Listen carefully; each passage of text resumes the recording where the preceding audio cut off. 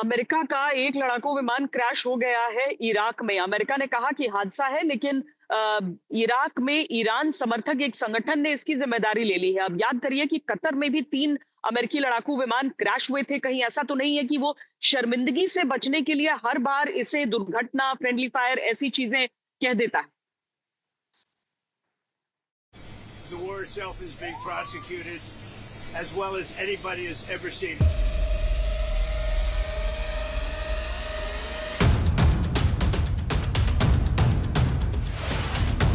ये दावा करते हुए डोनाल्ड ट्रंप भले ही इतरा ले, लेकिन सवाल है कि अगर अमेरिका बेहतर तरीके से लड़ रहा है तो फिर उसकी लड़ाकू विमान क्यों ढेर हो रहे हैं? This is other countries telling me too. Big countries, powerful countries, they said they've never seen anything like it. And they also agree with what I'm doing. घमंड में इस तरह की बातें करना डोनाल्ड ट्रंप की आदत है, लेकिन सवाल है कि अगर अमेरिका ने ऐसा युद्ध पहले कभी नहीं लड़ा तो फिर जंग के 14 दिनों में उसे 4 लड़ाकू विमान क्यों गंवाने पड़े?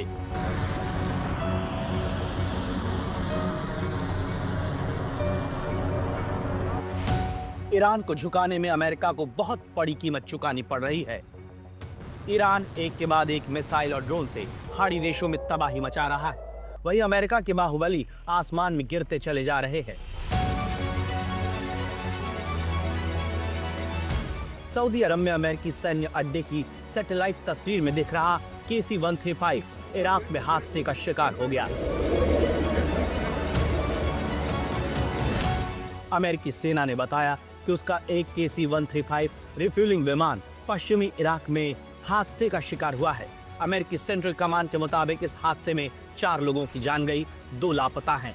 बड़ी बात यह कि इराक में इस्लामिक रेजिस्टेंस नाम के संगठन ने इस विमान पर हमले की जिम्मेदारी ली, जो ईरान समर्थक है।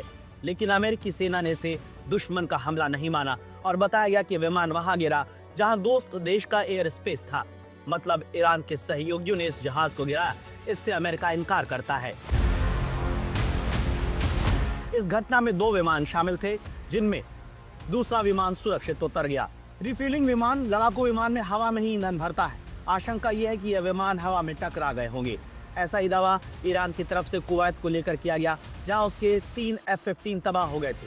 तब भी अमेरिका की तरफ से कहा गया कि ऐसा दुश्मन की गोलाबारी से नहीं हुआ। सवाल है कि कुवैत के एयर डिफेंस सिस्टम ने गलती से अमेरिका के लड़ाकू विमान को दुश्मन का लड़ाकू विमान समझने की चूक कैसे कर दी, और भ्रम के बीच कुवैत के फाइटर जेट ने अमेरिकी विमानों पर फायरिंग कर दी, जिससे तीनों F-15E विमान नष्ट होते हुए सारी दुनिया ने देखा।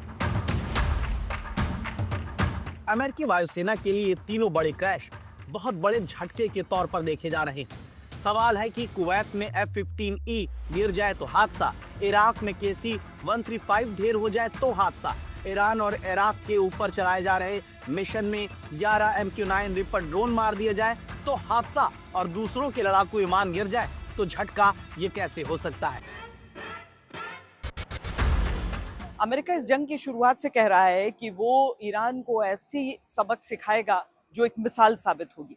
लेकिन युद्ध के 14 दिनों में क्या हुआ? हुआ ये कि ईरान ने ये साबित कर दिया अपनी मिसाइलों और ड्रोन्स के साथ कि पश्चिमी एशिया के किसी भी देश में अमेरिकी बेसेस सुरक्षित नहीं। अमेरिका भले ही कुछ भी कहे, लेकिन ईरान की ताकत को आंकने में कहा जा रहा है कि उससे भूल हो गई।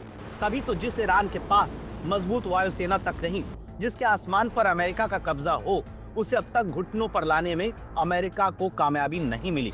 ऊपर से अमेरिका को इस जंग में लड़ाकू विमान खोने पड़े हैं।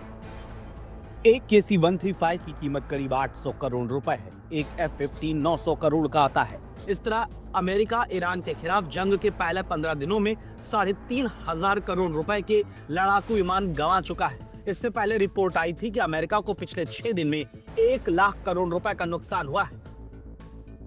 इस तरह अमेरिका को ईरान के खिलाफ जंग के लिए भारी कीमत चुकानी पड़ रही है।